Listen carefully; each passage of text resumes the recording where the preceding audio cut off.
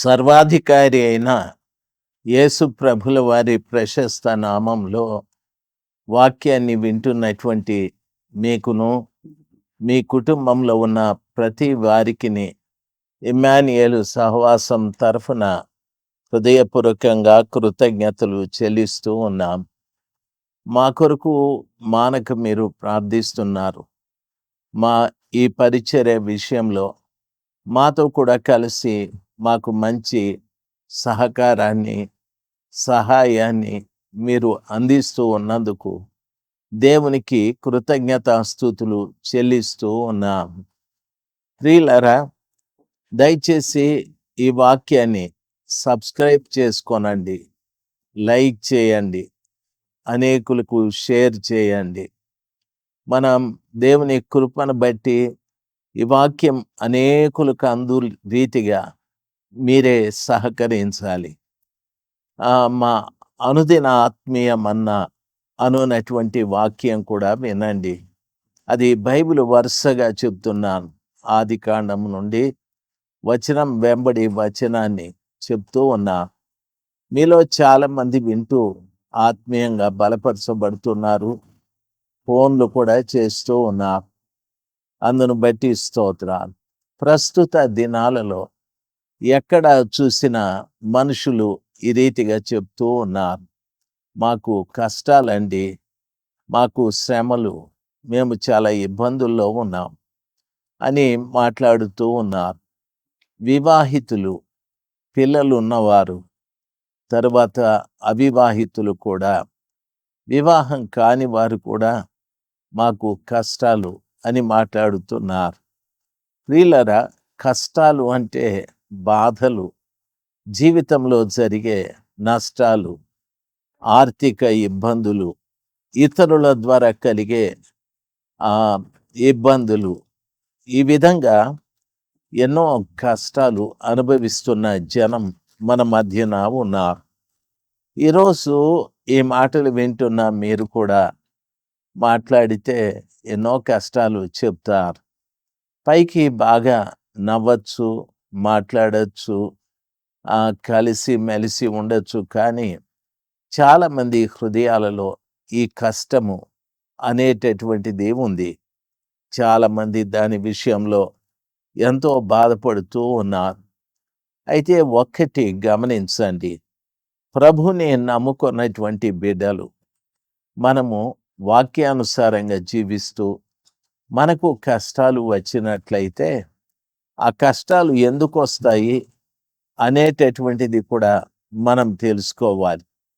బైబిల్లో దేవుడు కష్టాలు అనుమతించటానికి కొన్ని కారణాలు ఉన్నాయి. యోహాను సువార్త 16వ అధ్యాయం 33వ వచనంలో చదువుకుంటే, లోకంలో మీకు శ్రమ కలుగుతుంది, అయితే ధైర్యంగా ఉండండి, నేను లోకమును జయించి ఉన్నానని ప్రభుల వారు సెలవిచ్చారు. లోకంలో మీకు శ్రమ అని చెప్పాడు. అయితే ఈ లోకాన్ని ప్రభుల వారు జయించాను అంటున్నాడు. కాబట్టి ఈ లోకంలో మనకు శ్రమ కలిగినప్పుడు లోకాన్ని జయించిన ప్రభువుని ఆశ్రయిస్తే ఆ శ్రమను కూడా మనము జయించటానికి ప్రభుల వారు కృపను అనుగ్రహిస్తాడు. బైబిల్లో రోమియోలకు రాసిన పత్రిక 5వ అధ్యాయం 3-5 వచనాలు చదువుకుంటే, శ్రమ ఎందుకు అని పౌలు చెప్తాడంటే, శ్రమ ఓర్పును, ఓర్పు పరీక్షను, పరీక్ష నిరీక్షణను కలగజేస్తుంది అని చెప్పాడు. శ్రమ రాకపోతే ఒక వ్యక్తికి ఓర్పు రాదు.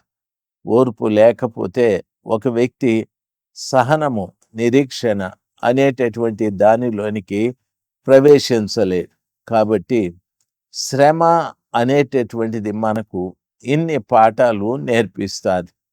యాకోబు పత్రిక 1వ అధ్యాయం 2-4 వచనాలలో వివిధములైనటువంటి శోధనలు మనకు కలిగినప్పుడు మీరు సంతోషించండి, ఆనందించండి.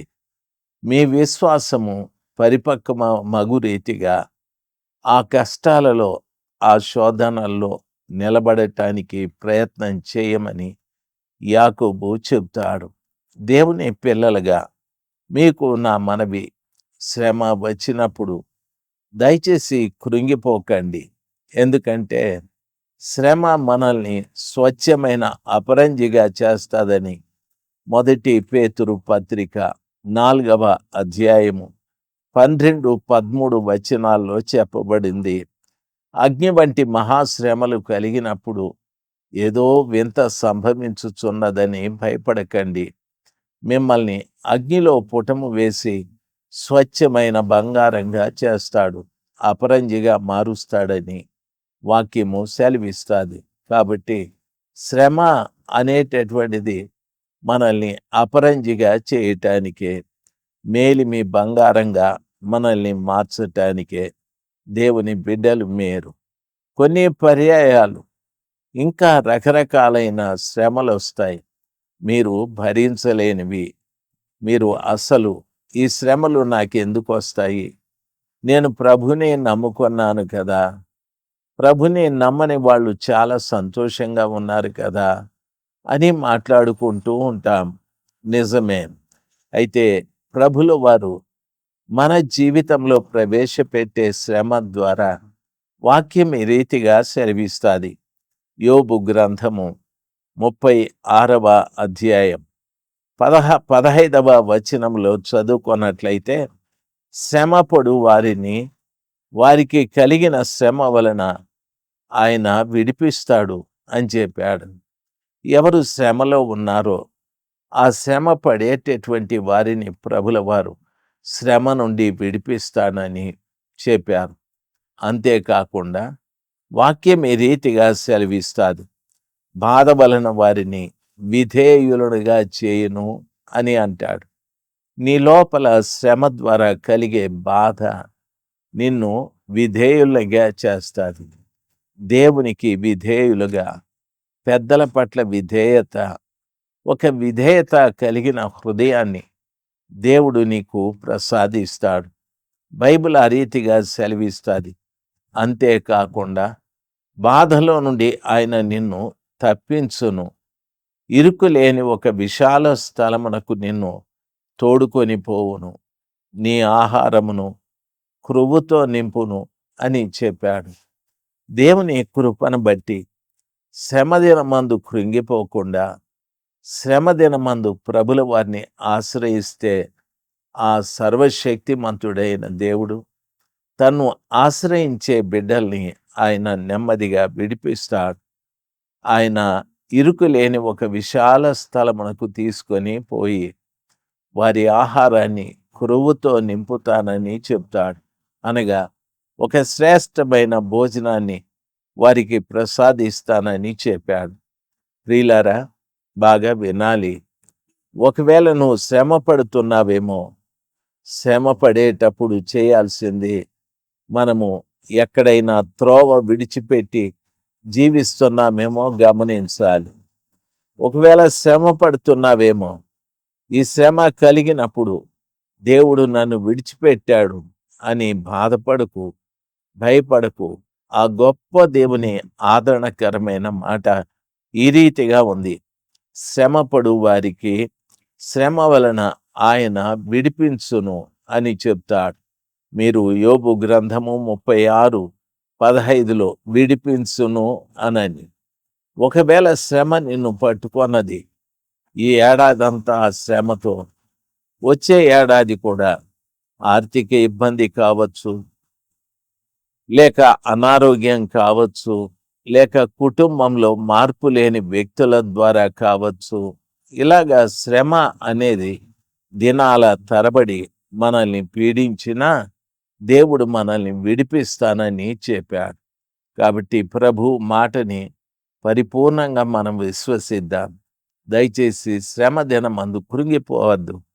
ఎక్కడో కూర్చొని ఏడ్చుకుంటూ నా జీవితం ఇంతేనా అని విసిగిపోతూ, నాకొక్కరికే ఈ విధంగా జరుగుతుందా అని నిన్ను నీవు శపించుకుంటూ, నిన్ను నీవు హింసించుకుంటూ, నిన్ను నీవు చాలా చిరాకుగా, పరాకుగా, నిన్ను నీవు తక్కువ చేసి మాట్లాడుకునే స్థితి దయచేసి పెట్టుకోవద్దు. దేవుడు నీకు తోడుగా ఉన్నాడు. సర్వశక్తిమంతుడైన దేవుడు తోడుగా ఉన్నాడు. ఈ శ్రమలో కృంగిపోకుండా ఆయన పవిత్రమైన పాదాల చెంత మొరపెట్టడానికి నేర్చుకో. నీకు ఇష్టమున్నా లేకున్నా దయచేసి మొరపెట్టు, దయచేసి మొరపెట్టు.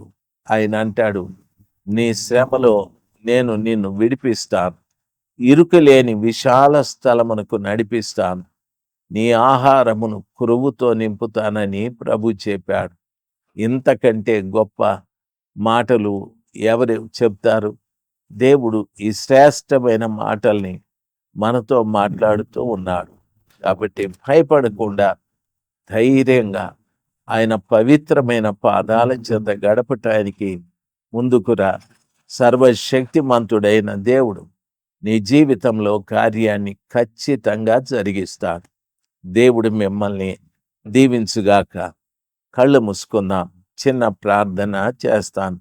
మహా ఉన్నతుడైన దేవ, సర్వాధికారి అయిన తండ్రి, ఎందరో బిడ్డలు ఎన్నో రకాలుగా బాధపడుతున్న వారు, శ్రమ పడుతున్న వారు, కురింగిన వారు, కుమిలిపోతున్న వారు ఎంతోమంది పూర్తిగా నిరీక్షణ లేకుండా, నిరీక్షణకు ఆధారం లేకుండా బ్రతుకుతున్న బిడ్డలు లెక్కలేనంత మంది ఉన్నారు. ప్రియ తండ్రి, వాళ్ళని మీరు కనికరించండి, వారి ఘోష మీరు వినండి తండ్రి. ఈ రోజున వారి వైపు మీరు చేయి చాపి వారిని ఏ విధమైన శ్రమలో బిడ్డలు ఉంటున్నారో దాని నుండి యేసు నామంలో విడిపించండి అయ్యా, యేసు నామంలో విడిపించండి. వారి కన్నీటిని తొడవండి. గుండె చెదరి దిగులుతో బ్రతుకుతున్న ఆ బిడ్డల్ని అయ్యా, కలవరంతో బ్రతుకుతున్న ఆ బిడ్డల్ని తండ్రి మీరు నిమ్మలపరచండి, నెమ్మది దయచేయండి, క్షేమం దయచేయండి. మీరే గొప్ప కార్యాలు జరిగించండి. మీ బిడ్డల్ని మాత్రమే కాదు, వారి కుటుంబంలో ప్రతి వారిని దీవించండి. మీరే మహిమ పొందుకొనమని అయ్యా, వారి వ్యాపారాలను, వారి ఉద్యోగాలను, వారి వ్యవసాయాలను ప్రతి దానిని మీరు ఆశీర్వదించి అంతలుగా ఫలింపచేయండి. సమస్త ఘనత మహిమలు మీకే. యేసు నామంలో ప్రార్థించి వేడుకుంటున్నాము తండ్రి. Amen, amen. దేవుడు మిమ్మల్ని దీవించుగాక. దయచేసి మర్చిపోకండి, సబ్స్క్రైబ్ చేయండి, తర్వాత లైక్ చేయండి, తర్వాత షేర్ చేయండి. మీ ద్వారా కొన్ని వందల మందికి వాక్యాన్ని మీరు పరిచయం చేయాలని నా మనవి. దేవుడు మిమ్మల్ని అత్యధికంగా దీవించునుగాక. మీ ప్రార్థన అవసరతలు ఆ కింద ఉన్న ఫోన్ నెంబర్లకి పంపండి. మీకోసం మానక ప్రార్థన చేస్తూ ఉంటాం. Amen, amen.